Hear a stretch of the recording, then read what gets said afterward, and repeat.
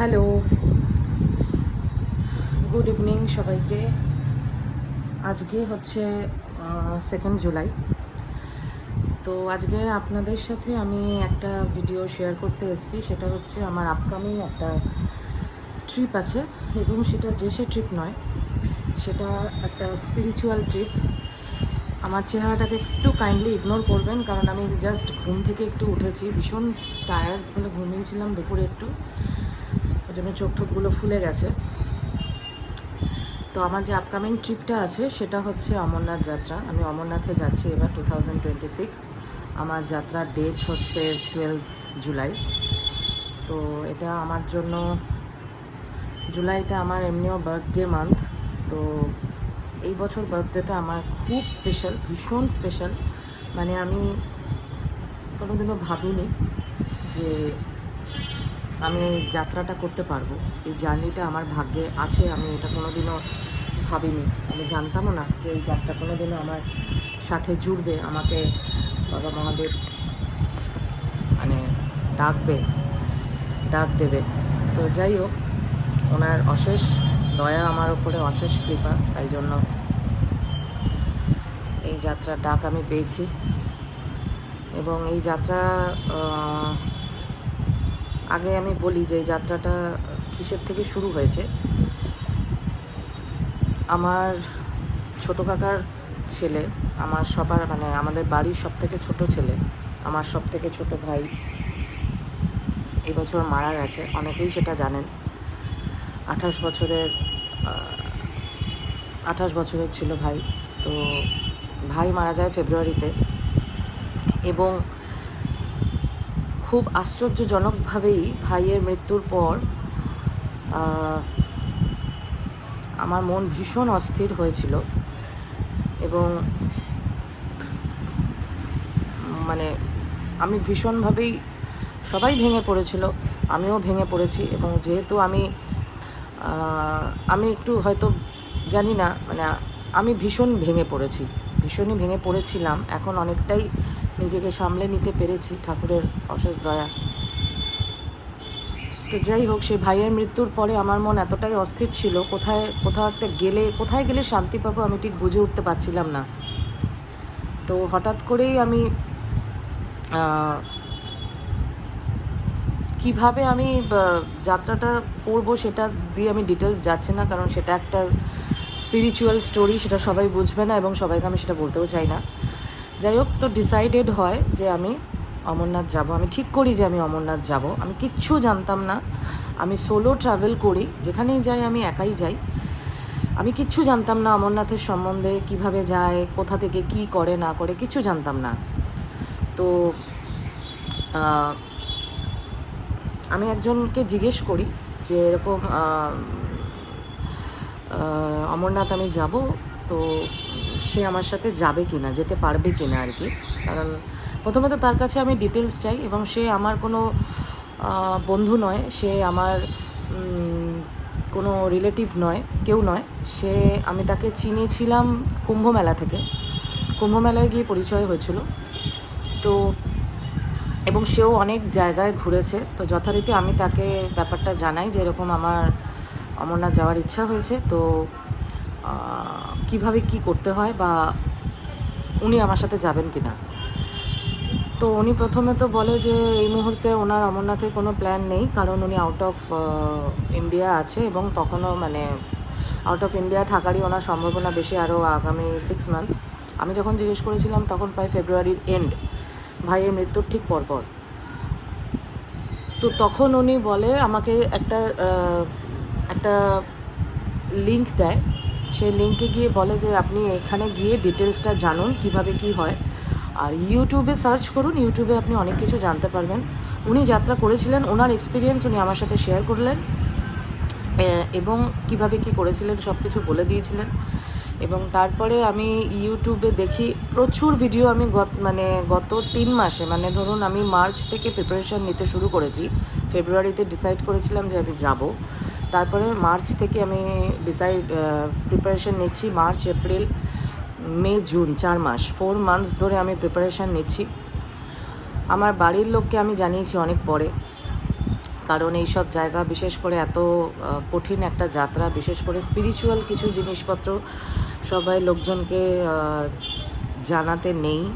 আমি জানাইনি, আমার বাড়ির কেউ কোনো রিলেটিভ এখনও পর্যন্ত জানে না যে আমি এই যাত্রায় যাচ্ছি। আমি মহাদেবের পায়ে ছেড়ে রেখে দিয়েছি যে আমি তোমার কাছে আসার আমার ইচ্ছা হয়েছে, কিভাবে যাব, কিভাবে কি হবে সব তোমার পায়ে ছাড়া আছে।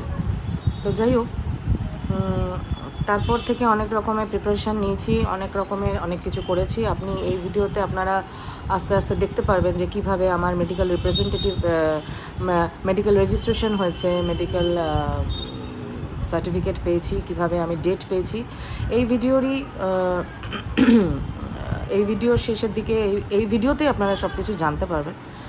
তো যাই হোক, সবার ফার্স্ট যেটা করতে হয় আমার মেন্টালি প্রিপারেশন, এবং তারপরে প্রচুর তৈয়ারি লাগে। প্রথমে তো মানসিকভাবে তৈয়ারি লাগে, দেন ফিজিক্যালি ফিট হতে হয়। এবং ফিজিক্যালি ফিট হওয়ার জন্য আমি মার্চ থেকে প্রিপারেশন শুরু করেছি। কী প্রিপারেশন শুরু করেছি আমি সেসবে যাচ্ছি না। তো মেনলি ট্রেকিংয়ে যেতে গেলে যেটা দরকার সেটা হচ্ছে 2-3টে জিনিস খুব ইম্পর্টেন্ট। একটা হচ্ছে ব্যাগ, একটা হচ্ছে জুতো, রেইনকোট, কারণ পাহাড়ে ওয়েদার ভীষণ র্যাপিডলি চেঞ্জ হয়। তো ভিডিও দেখে আমি ইউটিউবারদের ভিডিও দেখে অমরনাথ সম্বন্ধে যতটুকুনি জানতে পেরেছিলাম, তার ভিত্তিতে আমি শপিং করেছি, আমি জিনিসপত্র কিনেছি। আমার বাজেট খুবই লিমিটেড ছিল। ট্রেকিং বা হাইকিংয়ের জন্য ডিক্যাথলন হচ্ছে বেস্ট অপশন, কিন্তু একটুখানি হাই রেঞ্জ হাই বাজেট যাদের আছে তাদের জন্য ডিক্যাথলন বেস্ট।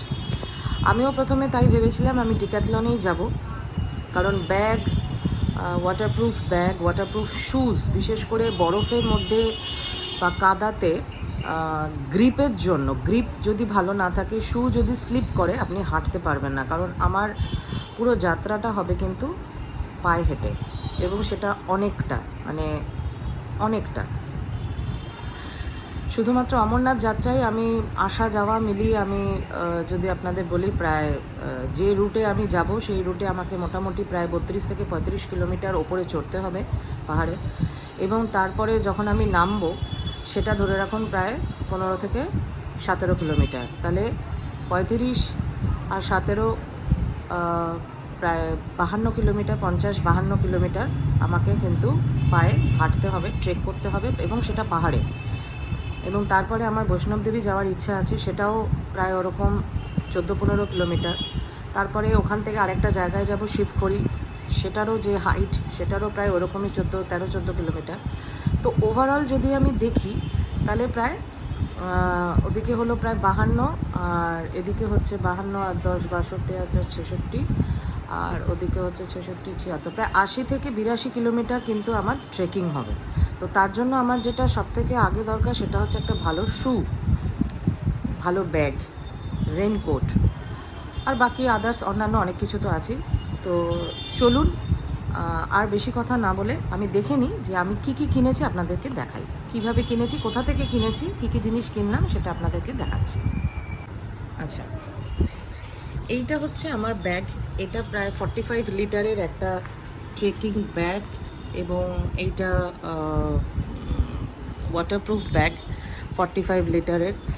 এই ব্যাগটা কিন্তু আমি কিনেছি আমার লোকাল মার্কেট থেকে, ঠিক আছে, খুবই ভালো। এবং যতক্ষণ না এটা আমি নিচ্ছি পিঠে, ততক্ষণ আমি বলতে পারবো না যে কতটা কমফোর্টেবল, বাট দোকান থেকে বলে দিয়েছে, দোকানে আমি ডিটেলস বলেছিলাম যে কোন ট্রেকে যাচ্ছি, তো সেই অনুযায়ী এটা ওয়াটারপ্রুফ ব্যাগ একটা 45 লিটার্সের, এটা হচ্ছে ওয়াটারপ্রুফ ব্যাগ। আর এটা ওয়াটারপ্রুফ ব্যাগ থাকা সত্ত্বেও আমি এক্সট্রা ওয়াটারপ্রুফ ব্যাগ কভার একটা নিয়ে নিয়েছি, কারণ বাই চান্স যদি হেভি বৃষ্টি হয় তখন কিন্তু আমার শুধুমাত্র ওয়াটারপ্রুফ ব্যাগে হবে না। তো এটা হচ্ছে ব্যাগ কভার, ঠিক আছে। এটাও ওই একই জায়গা থেকে কিনেছি, একদমই আমার লোকাল মার্কেট থেকে কেনা, এটা আমি যেখানে থাকি সেখানকার লোকাল মার্কেট থেকে। আচ্ছা, এইটা হচ্ছে শুজ। এই শুজটা দেখুন, গ্রিপিং কিন্তু এটা স্পেশালি ফর আইস এবং মাড, মানে কাদা এবং বরফে কিন্তু এই শুজটা জন্য এই যে জিনিসগুলো আছে এগুলোই গ্রিপিংয়ের জন্য দোকান থেকে স্পেশালি বলার পরে, ট্রেকিং শুজ বলার পরে, ওয়াটারপ্রুফ শুজ কিন্তু এটা, ঠিক আছে, ওয়াটারপ্রুফ শুজ। তো এটা হচ্ছে জুতো, এটাও আমার লোকাল মার্কেট থেকে, আমি কিন্তু আর ডিক্যাথলনে যাইনি, সবই আমার লোকাল মার্কেট থেকে হয়েছে। এটা তো রেনকোট, এটা আর খুলে দেখাচ্ছি না। আচ্ছা, এইটা দুটো বড় প্লাস্টিক আমি নিয়েছি, মানে গার্বেজ ব্যাগ যেগুলো হয় বিশাল বড় বড়, একটু মোটার ওপরে, সেটা আমি দুটো 2 পিস আলাদা আমি এটা নিয়ে রেখেছি জাস্ট ফর সেফটি পারপাস। এইটা হচ্ছে আমার কোমরে রাখার, মোবাইল টোবাইল রাখার যে ব্যাগটা হয় সেটা কোমরে লাগানো থাকবে, এটা হচ্ছে সেই ব্যাগটা, এটাও লোকাল মার্কেট থেকে। আচ্ছা, এইটা হচ্ছে একটা আমার ট্রাইপডটা অ্যাকচুয়ালি ভেঙে গিয়েছিল, তো এটা সেলফি স্টিক বলুন, এটার সাথে আছে আপনার ট্রাইপড, সেলফি স্টিক এবং মোবাইল হোল্ডার। এটা আমি আনিয়েছি কিন্তু অ্যামাজন থেকে। তো এটা আমি প্রথমবার ইউজ করব, এই কোম্পানির এটা আমি প্রথমবার ফার্স্ট টাইম ইউজ করব। আমি জানি না কতটা কমফোর্টেবল হবে, তো এমনিতে চেক করে নিয়েছি, মোটামুটি ঠিকই আছে, খারাপ না, ভালোই। আচ্ছা, এবার সাথে যেটা থাকছে, এটা তো হ্যান্ড ওয়াশের জন্য তো ডেটল নিয়েছি। আচ্ছা, সাবান আছে, এগুলো জাস্ট মানে খুবই কমন জিনিস। পেস্ট আছে, এটা জাস্ট মুখশুদ্ধি পারপাসে একটা, ওই খাট্টা মিঠা যেটা বলে মুখশুদ্ধি পারপাস। আচ্ছা, আরেকটা জিনিস যেটা আমি নিয়েছি সেটা হচ্ছে কর্পূর। হাই অল্টিটিউডে গেলে কিন্তু, এটাও আমি ইউটিউবে দেখেছি এবং চ্যাট জিপিটিতেও দেখেছি, কর্পূর মাস্ট, কর্পূর আপনার সাথে থাকতে হবে, যাতে যখন আপনি পাহাড়ে চড়বেন তখন যদি দম নিতে কষ্ট হয়, ব্রিদিং প্রবলেম হয়, তখন নাকি কর্পূরটা যদি আপনি গন্ধ শোকেন, কর্পূরের গন্ধটা নিলে, নাক দিয়ে কর্পূরের গন্ধটা টানলে অনেকটা রিলিফ ফিল হয়, দম বন্ধ হয়ে আসে না। তো তার জন্য কর্পূর, সবই লোকাল মার্কেট থেকে কেনা। আচ্ছা, মেন হচ্ছে ওখানে হাঁটতে গেলে আমার প্রচুর এনার্জি লাগবে, তো তার জন্য আমি এনার্জি বার কিছু কিনিনি, কারণ এনার্জি বারগুলো প্রথম কথা অস্বাভাবিক প্রাইস, এবং সেগুলো একটারই এত দাম যে আমার বাজেটে কুলোবে না, সত্যি সত্যি সিরিয়াসলি। তো আমি এইটা আরবিয়ান ডেট নিয়েছি, এটা 500 গ্রাম আছে, তো এবং এটা জিপ লক আছে বলে আমি প্যাকেটটা নিলাম, খুবই সুবিধা হবে জিপ লকটা থাকলে। তো এইটা হচ্ছে রাস্তার খাবার, পাহাড়ে যখন চড়বো আমার যে এনার্জি লাগবে এটা তার জন্য। হ্যাঁ, ওয়েট হবে, কিছু করার নেই, আমি দেখে নিয়েছি হিসাব করে যে অন্তত 1-1.5 কিলো খাবার আমার যাচ্ছে, তো খাবারের ওয়েট অনুযায়ী প্রায় 1-1.5 থেকে 2 কিলো মতো বোধহয় খাবার হবে, তো কি করব, কিছু তো করার নেই। তো এটা হচ্ছে খেজুরের প্যাকেট, আর আছে অল্প কিছু ড্রাই ফ্রুট, দেখাচ্ছি সেটা, কাজু কিশমিশ, ওগুলো আমি খুব বেশি নিইনি, ওগুলো মোটামুটি অল্প অল্প করেই নেওয়া আছে। কাজু আছে।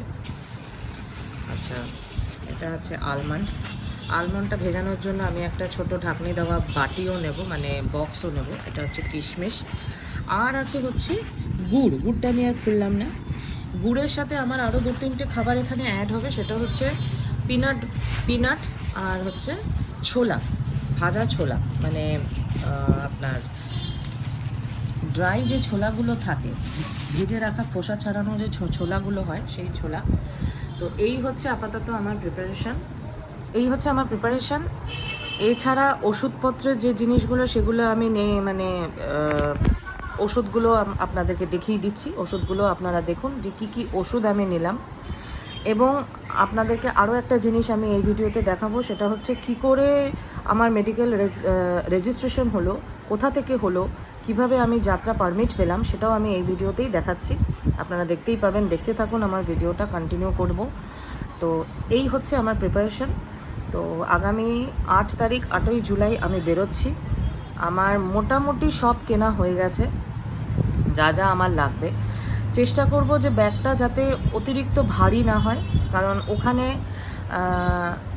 আমার ইচ্ছা আছে যে আমি তো পায়ে হাঁটবো, এবং আমার যে ব্যাগ লাগেজ সেটাও আমি নিজেই বইবো, নিজের লাগেজ নিজেই বইবো। কারণ একটা স্পিরিচুয়াল যাত্রায় গিয়ে যদি আমি পিট্টুকে দিয়ে বা কোনো কাউকে দিয়ে যদি আমার লাগেজটা টানাই, তাহলে সেখানে আমার পাপই হবে, পুণ্য হবে না। তো সেটা আমি করতে ঠিক চাই না, ওই জন্য যতটা সম্ভব আমি লাগেজ হালকা রাখার চেষ্টা করব। 3টে থেকে 4টে সেট আমি জামা নেব। একটা জামা যেটা পরে আমি ট্রাভেল করব, ট্রেন ট্রাভেলও হবে এবং ওখানে হাঁটবো। একটা জামা ঠিক করেছি আমি যেটা রাতে পরে শোবো, এবং আরেকটা জামা সেট হচ্ছে আমার ওখানে যে 3টে জায়গা ঘুরবো, অমরনাথের গুফা যখন যাব, মন্দিরে দর্শন, বৈষ্ণব দেবী দর্শন এবং শিবখড়ি দর্শনের জন্য একটা জামা, একটা সেট। টি শার্ট এবং জিন্স পরে আমি জার্নিটা করব। আর ওই রকমই টি শার্ট আর জিন্সের একটা সেট রাখছি আমি, মানে রাতে জিন্স নয়, একটা ট্রাউজার আর টি শার্টের সেট রাখবো রাতে পরে শোয়ার, এবং একটা ট্রাউজার আর টি শার্টের সেট রাখবো দর্শন করার, মন্দিরে ঢোকার। আর গরম কাপড়ের মধ্যে নেব আমি একটা মোটা, আমার হুডি আছে, তো সেইটা নেব। এবং দিনের বেলায় আমি যতজনের ভিডিও দেখলাম সবটাতে একই কথা বলছে যে দিনের বেলায় হাঁটলে প্রচণ্ড গরম লাগবে, যেহেতু পাহাড়ে হাঁটবো তো গরম লাগবে, কারণ ওখানে সোয়েটার পরাটা একদমই বেকার হবে। কারণ আমার যদি বৃষ্টি হয় রেনকোট পরলেও গরম লাগবে, এবং যদি বৃষ্টি না হয়, যদি অত্যন্ত সানলাইট থাকে, তাতেও আমার গরম লাগবে। আর আমার এমনিতে একটু গরম বেশি, তো তাই জন্য আমি দিনের বেলার জন্য বেসিক্যালি কিছু নিচ্ছি না, সত্যি কথা বলছি। খুবই হালকা একটা সোয়েটার নেব, খুব হালকা, যদি খুব ঠান্ডা লাগে তখন সেটা পরবো, আমার মনে হয় না সেটা লাগবে, যাই হোক। আর রাতে পরে শোয়ার জন্য হচ্ছে মেনলি ওই হুডিটা, মোটা হুডিটা, কারণ ওখানে দিনের বেলা যতই গরম হোক না কেন, রাত্রিবেলা কিন্তু টেম্পারেচার মারাত্মকভাবে ড্রপ হয়ে যায়, মানে মাইনাসেই চলে যায়, মোস্টলি মাইনাসে চলে যায়। তো রাতে পরে শোয়ার জন্য আমার একটা হুডি থাকবে মোটা। আর নিচ্ছি আমি 3টে মতো পেয়ার হচ্ছে শক্স নেব, উলেন শক্স নিচ্ছি। আর গ্লাভস আমি কিছু নিচ্ছি না, কারণ আমার যেহেতু গরম বেশি, সেই জন্য আমার ওসব পরলে আরও বেশি শরীর খারাপ হয়ে যাবে, তো ওই জন্য আমি অত কিছু নিচ্ছি না। যদি লাগে ওখানে আমি পেয়ে যাব, মানে ভান্ডারার সাথে সাথে ওখানে লোকালের দোকানও দেয় অনেকে, তো যদি কিছু আমার এমার্জেন্সি পারপাস কিছু লাগে তখন আমি ওখান থেকে সেটা কিনে নেব। আর যেটা লাগবে সেটা হচ্ছে স্টিক, হাঁটার জন্য লাঠি। তো লাঠিটা আমি প্রথমে ভেবেছিলাম কিনবো, কিন্তু তারপরে ভাবলাম যে না, লাঠি ফাটি এখন এখান থেকে কেনার কোনো দরকার নেই, ওখানে লাঠি পাওয়া যায় 20 থেকে 50 টাকার মধ্যে এক একটা লাঠি পাওয়া যায়, তো সেইগুলো আমি ওখান থেকে গিয়ে কিনে নেবো। তো লাঠিটা আমি এখান থেকে কিনে নিই। তো এই হচ্ছে মানে মোস্টলি আমার প্রিপারেশান। তো এরপরে চলুন আপনাদের দেখাই যে ওষুধপত্র কী কিনলাম, এবং তারপরে কিভাবে রেজিস্ট্রেশন করলাম এবং কিভাবে পারমিট পেলাম। ওকে, চলুন।